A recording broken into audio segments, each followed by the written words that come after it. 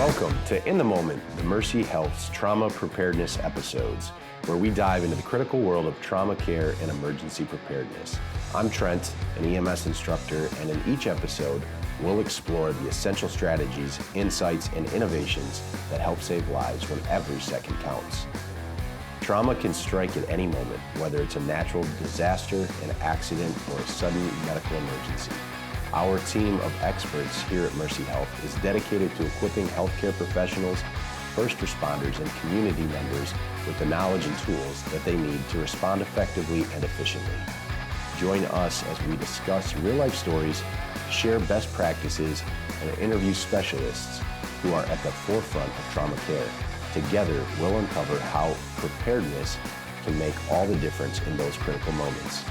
So whether you're a healthcare professional, a community leader, or simply someone who wants to learn more about trauma preparedness, this podcast is for you. Let's get started. Hey guys, welcome back to In the Moment, the Mercy Health's Trauma Preparedness podcast. This is episode 3. Just as a refresher, I'm Trent, I'm your host, and today we have a couple individuals here that we're just going to have it's going to be an interview, it's going to be a conversation explaining some of the new exciting things we have here at the Trauma Preparedness Center. So on my left here is Mitch Severson. Mitch is a firefighter paramedic for the city of Janesville, and he's also an EMS instructor here down at the Trauma Preparedness Center. So Mitch, thanks for coming on. Why don't you give me a little rundown of who you are and what you do? Of course, Trent. Thanks for having me on, most importantly. Mitch Severson, worked down here at the Trauma Preparedness Center for about 9 months, I think is where we're kind of sitting at now. Prior to this, worked for the city of Janesville Fire, or still working for the city of Janesville Fire, I should say. That's been about 9 years now, 10 years now. Prior to that, was kind of bouncing all around the state to South Shore Fire Department, was there for about 2.5 years as a firefighter paramedic, and then was an intern up in the city of Madison area for about 3 years. So, yeah, just happy to be here, kind of excited to talk about the K-9 program and what that has and where it's going to go, and hopefully get it out to the public and for the fire and EMS world and also LEOs. Awesome. Well, thank you for being here. And on my right here, we have Jeff Winarski. He is a K-9 officer for the city of Janesville Police Department. Jeff, welcome aboard. Why don't you give me a brief synopsis of what you do and your background? I have been a police officer in Rack County for 20 years, between town of Beloit and Janesville. I'm currently a detective. Most of the investigations I do right now involve internet crimes against children. So that kind of led me to having Maui. He's a 3-year-old English yellow lab that basically what he does at work is he smells electronics. The investigations that I do have a heavy electronic component to it. Mm-hmm. So his job is to find those when we serve warrants at people's houses. Very cool. Well, appreciate you being here. And that's going to lead me into our first question. Doing a little research with Mitch before you got here today. You know, I was fully anticipating that he was going to be a German Shepherd or what's the other one? A Malinois. Malinois, thank you. I'm not that smart, so I messed that word up. But yeah, he said that he was an English lab, and he's not actually a drug dog. He hits on electronics. So I know you were kind of telling us outside before we came on here, kind of his story. So you just want to elaborate kind of on Maui's story and how he got here? Yep. So Maui was raised with a puppy raiser from about 10 weeks till about 14 months. And what that family did was sometimes you'll see people walking like a puppy in a vest mm-hmm. at like stores and stuff, trying to acclimate them to people and being around people. So they try to teach them the manners that you have to as they're growing up. And after about the 14 months, he went to a place in Michigan called Paws with a Cause. And what that business does, or what that charity does, is they try to train dogs and then pair them with somebody who has a disability, whether or not they're blind, they have trouble walking, whatever. So he did not pass all of the prerequisites. Come here. He did not pass everything. But they recognized that he was a good dog. Okay. And he ended up going to a place in Indianapolis called Jordan Detection, and basically they trained him there to scent on electronics. Okay. So how often does that happen, that somebody, like an emotional support dog essentially is what he was destined to be? Something along those Okay. lines. I'm not sure that he ever made it that Okay. far. So how often does that actually happen, where they fail out of one program and then they recognize, hey, he's a great dog, he has another resource in him? So I don't know how many other places donate dogs or give dogs to Jordan Detection for a cheaper cost, but I know that if you have a dog that has gone through some sort of service training and they don't pass it, there are places that will sell those dogs. So Okay. you'll get a very well trained dog after that's maybe 18 months old. Very cool. So tell me a little bit about, like, what's a day in the life of Maui like, from start to finish? A lot of sleeping under my desk. No, so he the only time that he eats is when he is working. So whether or not it's training or a warrant. So that means that usually once, twice, maybe 3 times a day, I will hide electronics at my house or at my work or out in the public, and then we will walk through and he'll find the electronics, and that's how he's fed. Okay. So for him, it's a lot of training, it's a lot of sleeping, but I've used him for other things besides just the warrants as well. So that was going to be my next question. Besides warrants or smelling electronics, and you said you specialize in crimes against children, like internet crimes against children. What other capacities does Maui work in? So he has a therapy certification also, and I've taken him to forensic interviews where a child is the victim. I'll take him out to schools where I'm going to interview a child, or just come here. So that's one of the things. He sees a crumb on the floor, I think, and he's trying to get to it. Okay. So I'll take him to schools where then I can have a conversation with kids about being safe on the internet. Okay. Very cool. So he operates in a very highly trained capacity, but also he can operate in kind of like a PR capacity as well, and educating children how to be safe on the internet. Sit. He's just excited to be here, as we're excited to have you, Maui. Very cool. Very, very cool. So my follow-up question to that, Jeff, is, so you said you have a 20-year career in law enforcement in Rock County. How long have you been with JPD, and then what led you to like the K-9 route?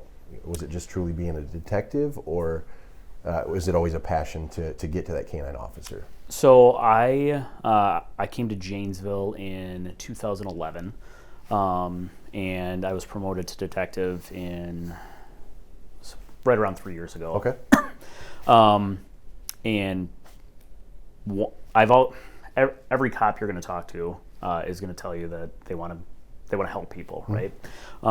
And I figured what better way to help somebody than somebody who can't necessarily help themselves. So kids are very, they're one of our most vulnerable populations, Absolutely. right? So the internet crimes against children aspect of it, I really started looking at research and finding ways that we can help our community have more resources. And I actually ended up getting a hold of a charity called Operation Underground Railroad. Talked to the guy, and he's like, we will, I let him know about how many, so a cyber tip will come in, and basically a cyber tip is from your Facebook, your Snapchat, your Instagram, involving a crime against a child. And I talked to him about how many Janesville gets, and he's like, we'll give you whatever you want. So whether or not you want forensic stuff, whether or not you want this program, whatever. And I was like, well, hey, what about one of those dogs? One of those dogs? I had heard that, that dogs like him exist, and they said yes, gave us the blessing, and I went to Indianapolis for 2 weeks. So he had been training with the company for I think about 8 months, and then I went and picked him up on Father's Day of last summer and spent 2 weeks with him. Very cool. So you've only had him for about a year. Yep, just under a year. Awesome. And I would imagine that in today's landscape, with technology being introduced to kids at a very young age, that this is crimes against children on the internet is only going to be on the rise. Yeah, it's getting more and more and more so about 3 years into it, and it's just kind of ramping up. Yeah. Yep. Very cool. Very cool. I think that's something, and Mitch and I were talking about this earlier today. I think it's something that people don't realize, that there's a dog out there that actually can hit on electronics. Because I think the general consensus for the public is that a drug dog is a K-9 dog.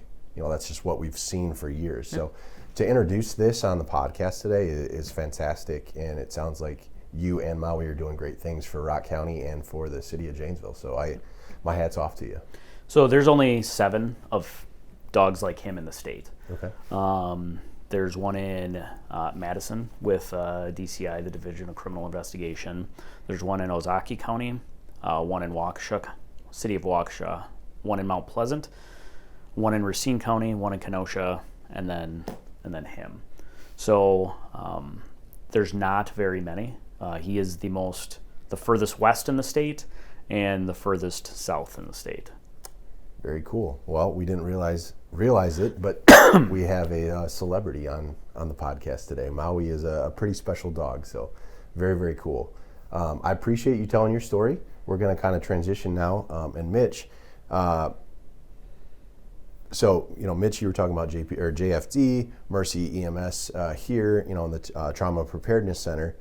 Why don't you tell us about this new K-9 program that we're offering here? And tell me, one, your experience with dogs, what kind of drove you to that relationship with K-9s, and then how we got to the K-9 medicine course here at Mercy.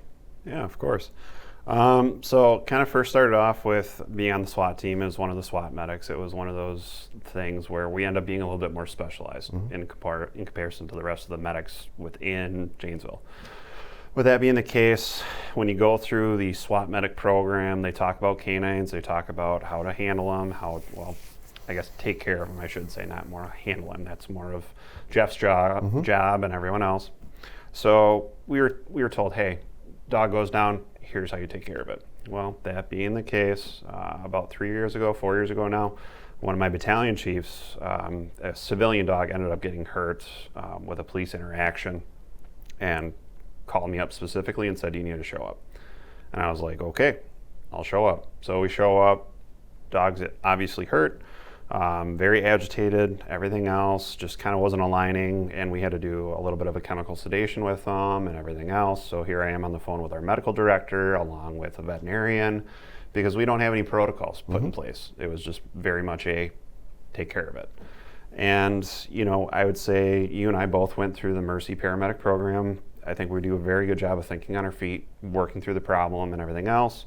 So long story short, I had to do a chemical sedation on this dog, talking with the vet, talking with the medical director, came up with a solution, came up with a plan, came up with a receiving hospital, did the whole transport, which is in the state statute for the state of Wisconsin, thankfully, and we made it happen. Thankfully, kind of everything worked out in our favor. Kind of the aftermath of that, I don't think I can discuss, just because of the investigation and everything else. But we were able to get the dog from the scene to the hospital in a survivable condition. So that being the case, it was kind of one of those things that I had always thought about it in the back of my mind. Always I don't want anyone else to be in that position. I don't want anyone else to be like, I don't know what I'm doing. So kind of fast forward a little bit, a couple of years, ended up coming on here, and then during my interview, it was one of those things of, hey, I'm very adamant about starting a K-9 program within Rock County. And they said, yeah, sure, let's do it. So with that being the case, kind of worked through a couple things. I think the process right now for just building out the curriculum for the LEO fireside has been about 9 months, 10 months of actually working through it, going to multiple trainings, talking with a lot of different veterinarians, one out of Indiana, one out of Colorado. I just met with K-9 most recently here up at the Wisconsin State Patrol Academy. So talk with them a little bit. So we've been kind of exchanging emails back and forth a little bit.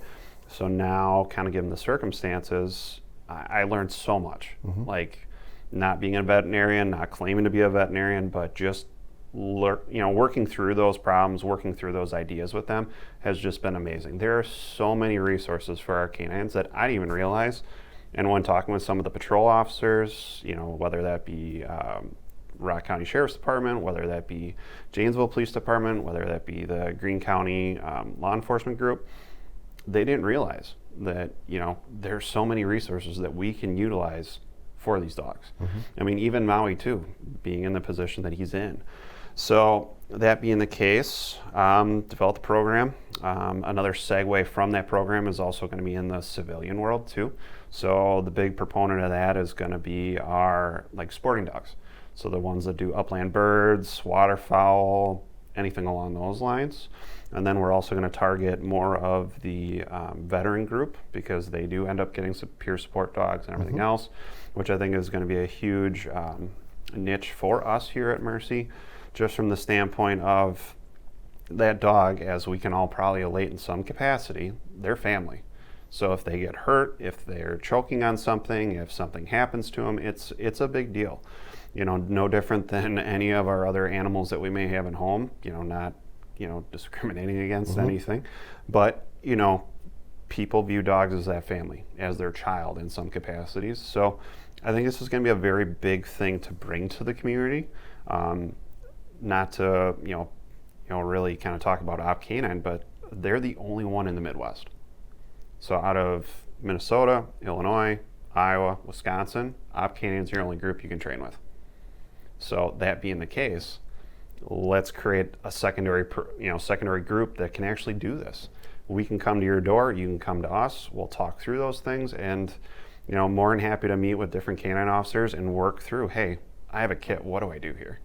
Because we all know in some capacities, whether you have a prior fire background or your EMT background or what have you, some of these things, they don't know how to work with them.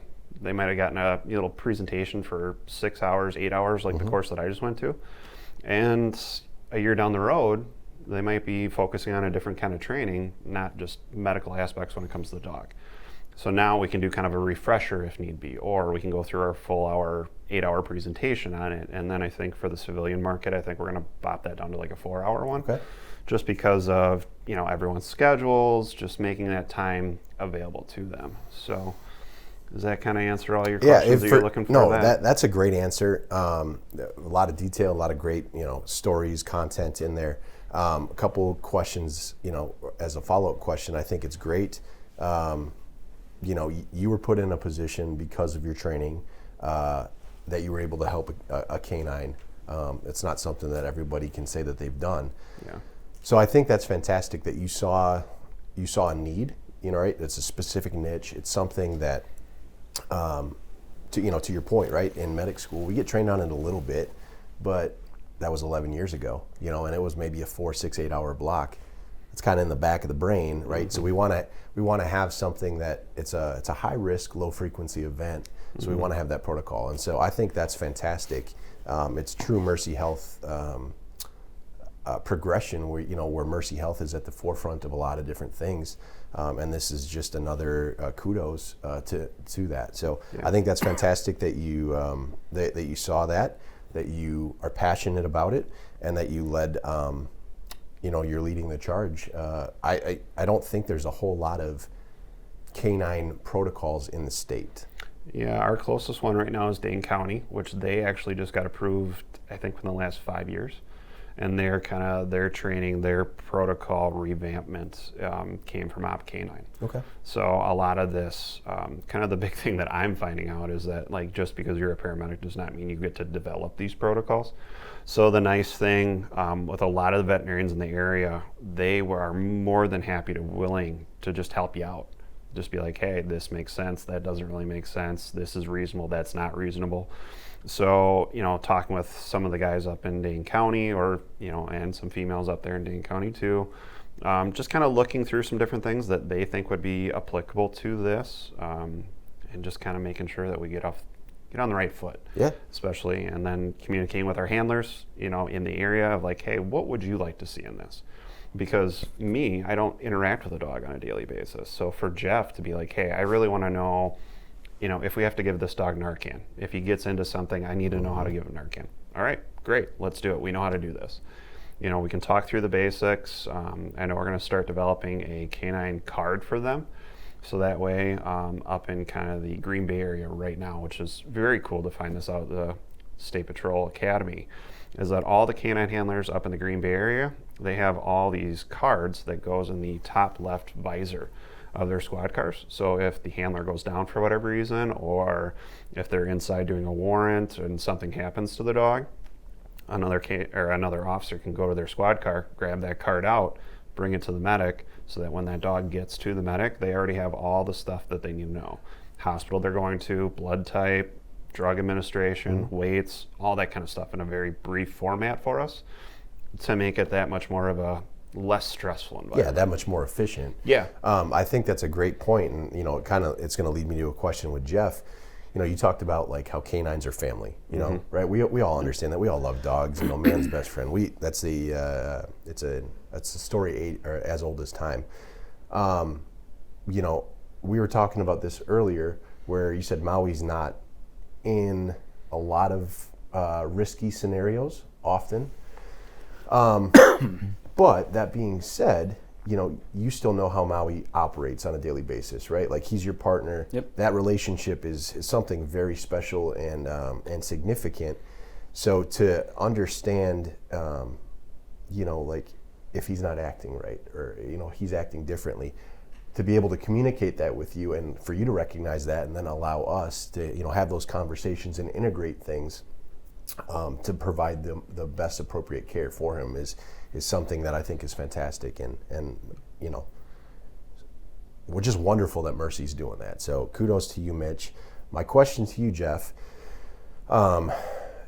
has Maui ever, like, you're serving a warrant, has he ever had an incident where he's been hurt on duty, or been a little sick because of some of the scenarios that he's going into?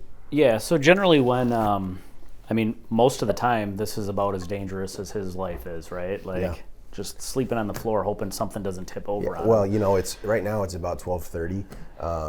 He's a police K-9. I wonder if he's part fireman, because it's you said it's nap time right now. So Maui, you're doing what Mitch and I do best. So it's going to come as a shock. A lot of the houses I go into for these warrants aren't exactly the cleanest. So I've been in multiple houses that have been deemed unfit for human habitation. So some of those I won't even bring him in, just because of how dangerous it is. So with stuff stacked up, against the walls and pathways to get through. But I've also gone in houses where there's other animals, and other animals were freely using the restroom on the floor, and I took him into the house, made one pass and brought him out, because I just figured that it was too bad.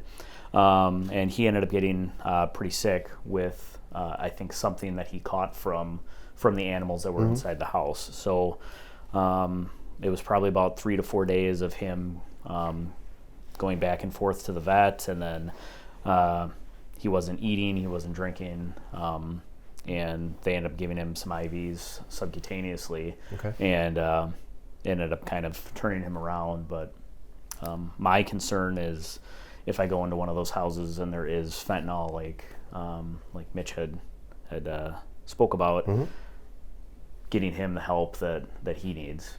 Yeah, perfect. So when he got sick, was it pretty quick? Or was it like a day later? I would say it was probably about a day later, maybe 12 hours later, that I started noticing. Do you have, so Mitch was talking about that K-9 card. Do you have something? I don't. But do you have like a preferred vet that he goes to? Yeah, we go to JAMC, which is out on. See? No, it's not an emergency vet. It's off of up on the north side. Yep, off of Milton Avenue. Okay. There. All right. Yeah, and I think that's something for anybody in Rock County. If we can bring that K-9 card, it allows us, right? We as tactical medics, we have the ability to kind of do some things that even just the regular street medics aren't able to. So. No. Oh, I love it. He's excited to have that ability. Hi, bud. To have that ability and those resources is going to be fantastic. I guess leading to that question, I'm going to go back to Mitch. So you said initially we're going to roll it out to K-9 dogs, and kind of circling it back to Maui. We talked about the Narcan administration. So if he's in, on a warrant and he's hitting electronics, and all of a sudden he hits on some fentanyl or another form of opiate. You want to talk about how we can administer Narcan to canines? Yeah, so with Maui, I'm not going to be he's not an aggressive dog, right? Sure. We all know that labs inherently, we can say with a safe assumption that they're not going to be biting at you. They're not going to go after you. Now, when we get into the Shepherd, Malinois, group, they can be relatively pretty aggressive. The thing that we have to think about, the handler's going to be the first one to identify, hey, dog's not acting right. Something's going on. What's going on? And then with our program, we're going to talk through, hey, what are signs and symptoms that you could see in your dog? They're going to be tired. They're going to be kind of out of it. Their eyes are going to be more pinpoint. Something just they're not acting right. He tells Maui to sit down, and Maui's just standing up, just kind of stumbling back and forth a little bit. Or, if, Jeff goes into the room or sees something of substance and goes, what is that? And, doesn't catch Maui soon enough, then he has a good probable suspicion of something went on. The nice thing that there has been studies by a university, I'm sorry, I can't really remember the name off the top of my head, but they said we can give Narcan up to about 9 times for dogs before to see a deficit in their smelling capabilities. But that was just kind of a very controlled group. So with that being the case, kind of keeping that in mind, most of these dogs, when they get into that fentanyl or whatever kind of, opioid, if you will, they end up just kind of going down. They kind of like decrease, kind of like humans do. Their respiratory drive kind of drops down. They kind of get to that point of like, oh, I'm not feeling good. And then they kind of, sleep, so to speak. With that being the case, handlers know, hey, this isn't right. So what happens is there's we can get it, or a handler of anyone, or even us as civilians, can go to the Rock County jail in kind of their greeting area. There is a Hope kit there, if I'm not mistaken, on the technical name for that one. And they have Narcan in there. So it's 4 milligrams in this little push dose thing. Yeah, preloaded syringe. Yeah, the syringe. We ended up sticking it in their nose, push it all in, and then we kind of give them a little bit of supplemental oxygen on top of it. And with the Malinois Shepherds group, I would probably put a muzzle on them, just because when they come out of it, they're going to come very aggressive. Sure. They're not going to remember why they're on the ground. They're not going to understand why is there so many people around them.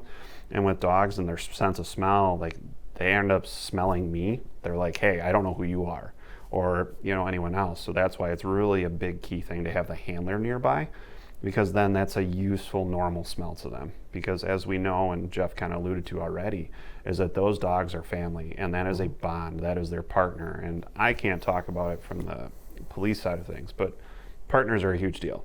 That's a big deal. That's family and above and beyond. They're with each other. Jeff's probably with him 24/7, 365, and probably same with all the other dogs. That's another form of family for him. So it kind of tugs at the heartstrings a little bit. I'm sure they're going to be just kind of the helicopter parent a little bit with it. just to make sure they come out of it and get them taken care of. And with that being the case, as soon as we do kind of a Narcan administration, we really strongly encourage our officer counterparts to go, hey, take them up to the vet. Absolutely. And if you don't feel comfortable, if you're kind of all over the place, a little excited, agitated, what have you, or just kind of feeling down about yourself, the nice thing is with these protocols that we're going to roll out and with the state kind of approving of that transport law, we'll be able to transport the K-9 with them. So that way it's in a controlled environment. They have medical staff with them to make sure from point A to point B, they're getting the best care possible. I love that. So that's really going to help with the reassurance to the dog, also to the handler. I mean, the medic might be a little uneasy, but at the same time, with this training and the protocols and everything that we plan on rolling out, I think it's going to really allow for a lot of that stress to be mitigated. Yeah, I think that's a great point you bring up. You bring up, so firefighter EMS, right? We're with people for 24 hours at a time. The partner bond is super critical.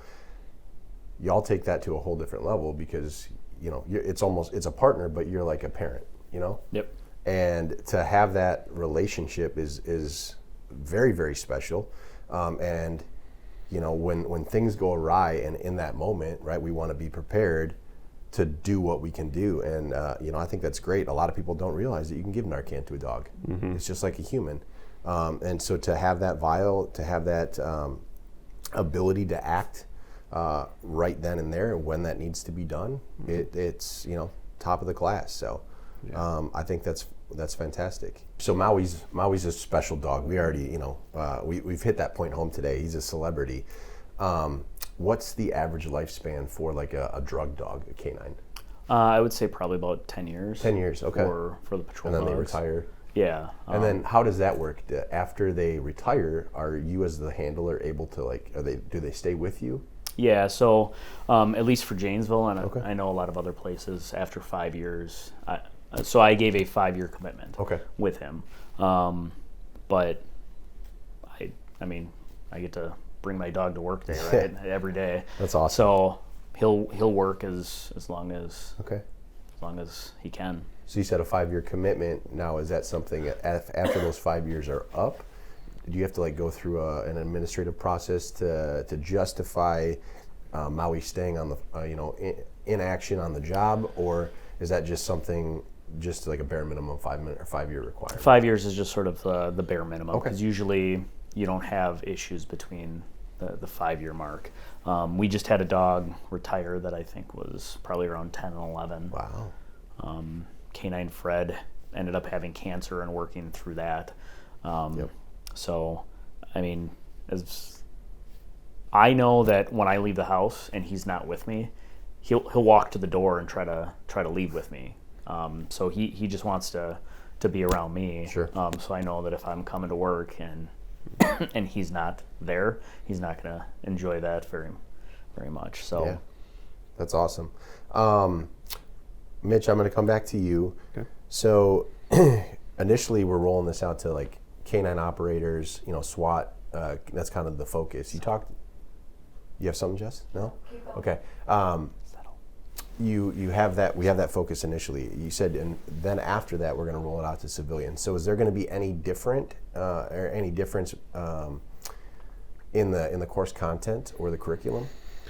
So in regards to the civilian market versus the normal street medic, tactical medic, handler stuff, there's going to be a little bit of a difference. The primary thing is we're going to be more focus driven on it. If you can think of the bird hunting dogs, no different than my dog. Numerous years ago, we were out in a field and the farmer had a fence and it had barbed wire on it, and being my dog and how much of a spaz she can be when it's time to work, she ran through the fence and sliced open her chest. She had a vest on, had all the right things going for her. She's I treat her as a child to me, and it sliced through the vest and sliced her skin. And thankfully, I had a trauma kit with me. It was a civilian trauma kit, but nonetheless, put that on her, got her up to the vet, said, hey, here's what I got going on. They were able to, stitch her up. She had to wear the cone of shame for a little bit, which that was an event on its own. But regardless, kind of getting back to your point, is that civilians don't need to know about our medication administration. They really don't. We carry it. It's narcotics. It's a scheduled drug. A lot of that stuff it's not really applicable to them. Now, could they carry Narcan? Yeah, for sure. I guess I would end up having a little bit more of a follow-up question in regards to what do you think your dog's going to get into that you think you need Narcan administration? Is there a problem in the home? Is there something going on that you might think that? Because not everyone has narcotics unless they had a recent surgery or something along those lines. So in regards to the civilian market, we'll kind of talk more or less about, paws. A lot of stuff gets absorbed through their paws. That's like their primarily focal point. It's always in touch with the ground. That's how they actively cool themselves down. That's how they, end up getting some of these different odds and ends things of when they get sick. Not only is it smelling, not only is it licking, but also through their paws. So we'll talk about how to take care of paws, nails when those get broken. I can say with my lab, I don't know about Maui's tail, but my dog's tail is a weapon on its own. Just full on hitting cups off the table, whatever. She gets excited.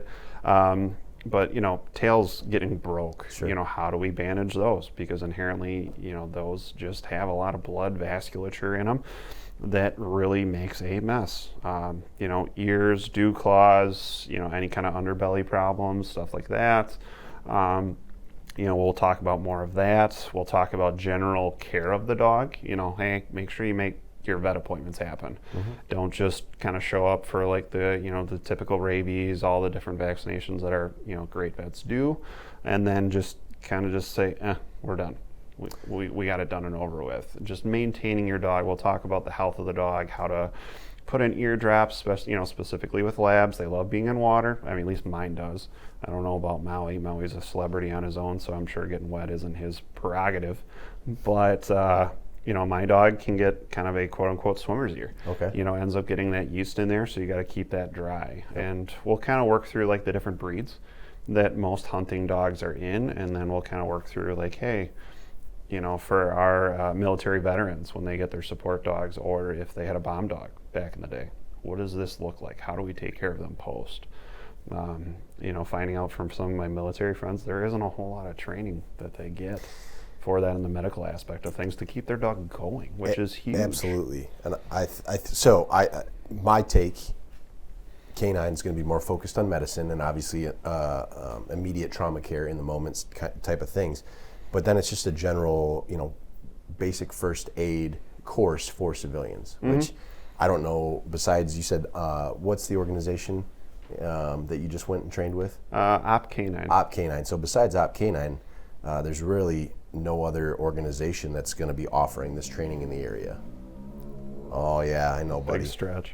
Big stretch. Yep. So out of like Midwest Wisconsin based area, Op K-9 is probably about the only one in the area that really does a full-on presentation from them. They go through K-9 CPR to the dog's choking. How do you remove that item out of their mouth? One of the handlers just recently, within the last week or so, officer was getting changed. Dog ended up getting into a ball and then ended up choking on the ball and actually had to perform a maneuver to actually get the dog to get rid of that ball out of its mouth. Huge thing, because that officer to this day, because he was at the class, he said without that training, would have never known how to do it. He would have watched his partner die there in the PD, which is huge. So, I don't know how many, tennis balls or whatever Maui gets into. I know he's a very, excited dog, as we can tell. He can get into random things and start choking on them. And, me working with Jeff on, some of his trauma stuff and Narcan administration, we'll work on, removing something from his mouth. If that is the changing point, it's huge. Yeah. That's huge. Yeah. If one thing, we all get into this profession to help people, right? You alluded to it earlier, Jeff. But we think about just helping people. We don't think about helping, canines. I think it's fantastic that we are going to help people be more prepared, more aware, and just more situationally in tune to their environments and potential causes. Everyone loves dogs, but there's not a lot of people that are trained in the medical aspect, how to perform first aid on a K-9. So I think that's fantastic that we're doing that. When are we ready to roll this class out? So I think right now we're going to do the kind of the test group, and I think you can attest this and Jeff can attest this very much, is that our worst critics or our harshest critics are going to be one of our peers. Oh, for sure.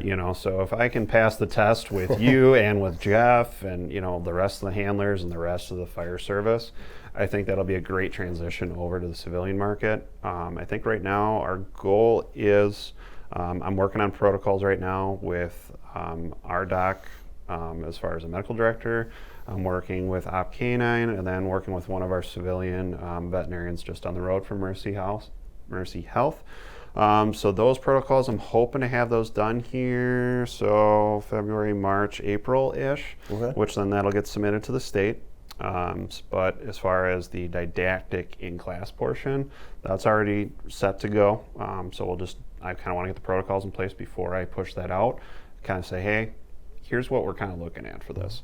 Also got a couple more meetings with some of the handlers as far as our shepherds and Malinois, and also Jeff too, because he's a very important asset to the community. Absolutely. In regards to, hey, what do you guys want to see? What do you want in these? What is going to help you be the most beneficial? And kind of have that really good collaborative effect, which is going to be great.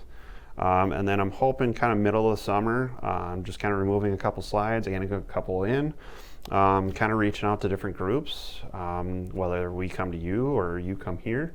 Hoping to get that kind of done kind of middle of the summer a little bit, and then kind of moving forward. So don't know about pricing, don't know about any of that. There's going to be a little bit of our marketing gurus, got to talk with them a little bit. So it's a lot of bits and pieces that I got to put on the board and organize it the best I can, and then getting the rest of our trauma preparedness staff up to snuff, because me working a full-time job and this being the part-time job, I need you guys up to par on that too. So absolutely. And then so you train the trainer will become first. So what I'm taking is probably late summer, early fall rollout for people to actually come and take this class. So I think that's fantastic. People can be prepared before hunting season, and when dogs are outside the most. So I think that's wonderful. And I like to add to that too. One of the big points that a lot of our hunting dogs will run into is just overexertion and heat exhaustion. There's a video out there. I won't say the person's name because they are a company-based group. They were bird hunting. The dog ended up, don't know the full dynamic of how hot, humid, all that stuff was. But the handler fully admits that he messed up, sent his dog on another bird, and the dog ended up getting heat stroke. So I ended up seizing in the field, ended up having to go through the process of, hey, this dog is having a heat stroke, handling that, of getting the dog cooled down, trying to stop the seizures, all those things, which we'll cover in class in regards to how we're going to handle that and manage it and the best practices for that. Obviously, getting them to the vet is the most important portion of this, but making sure that your dog's hydrated, making sure that you know how to cool them down properly. And let's face it, when you see a dog seize, and that's family, in a lot of people's eyes, that's going to be a very high stress environment. So I think that'll be a good portion for us to kind of swing over into the fall time when bird hunting becomes a huge thing in the state of Wisconsin. Absolutely. I think that's fantastic. I think we've talked about a lot of really great stuff today. Before we kind of wrap it up, I want to pose this question to both of you. Tell me the most memorable, your most memorable experience with a K-9, like whether it's Maui or what made you, have a passion for K-9s. What was it? Something that happened when you were a kid? Did you have a great dog? Tell me where your passion for K-9s comes from. I think the ability to bring him out and make contact with people, and people are more excited to see him than they are to me anymore. Oh, absolutely. But just having that icebreaker and being able to have that conversation, especially with kids, grade school age kids, that you can then have an internet safety talk with them and hopefully curtail a lot of issues that could come up. Absolutely. You break that ice with the dog. Who doesn't love... I took a critical incident stress management class at the beginning of the month over in Kenosha, and one of the Pleasant Prairie guys, he's a detective as well. He has a therapy dog, and that collectiveness of the class, like everyone, it's not fun stuff to talk about. The minute that dog walked in, everyone is, oh my God, like the dog, right? Like you're happy, you get down on their level. I mean, petting a dog makes everyone's day. So to use that as an icebreaker and then have an educational conversation with a child, and in turn you're making them live in a safer environment, that's fantastic. So wonderful answer, Jeff. Mitch, what about yourself? I think for me it just kind of comes from as early as I can remember always having a dog. It was always I always viewed it as my parents' dog. Mm-hmm. It was kind of one of those things that we didn't do a whole lot of hunting as a kid. And then once I kind of landed at the city of Janesville, ended up having a little bit more stable life, getting my own dog and kind of working through that, I really grew a passion for, her. I think she's helped me out more than I've helped her out. Mm-hmm. And that's what I will say till the day I die.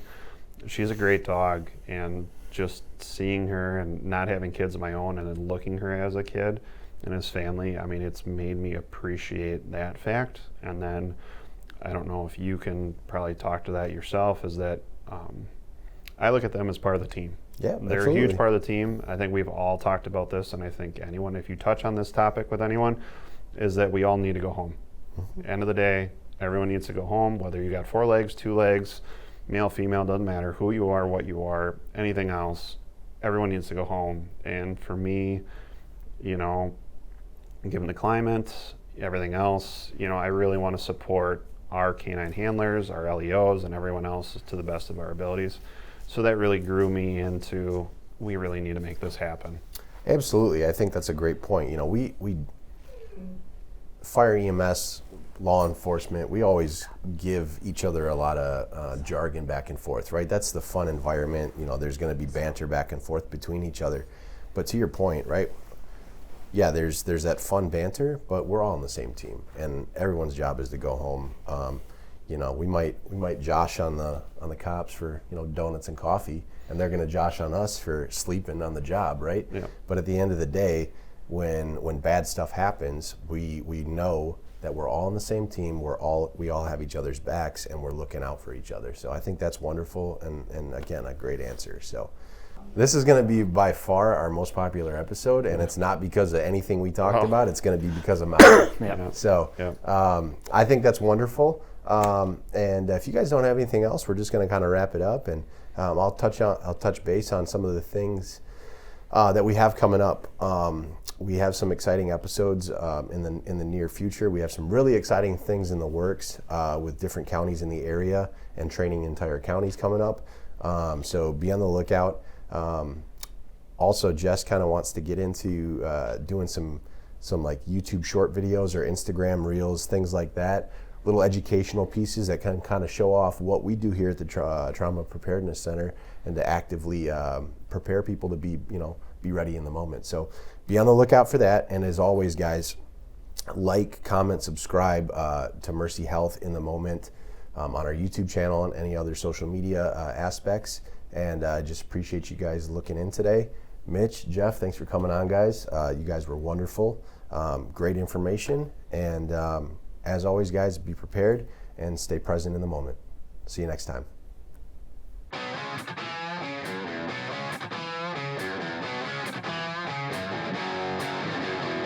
Thank you for tuning into In the Moment with TPC. We hope today's episode left you feeling informed and inspired to take proactive steps in trauma care, preparedness, and resilience. Remember, every moment matters, and the knowledge we share today could make all the difference tomorrow. If you found this episode helpful, don't forget to subscribe, leave us a review, and share it with others who might benefit. For more resources and updates, visit us at mercyems.org. Until next time, stay safe, stay prepared, and as always, stay in the moment.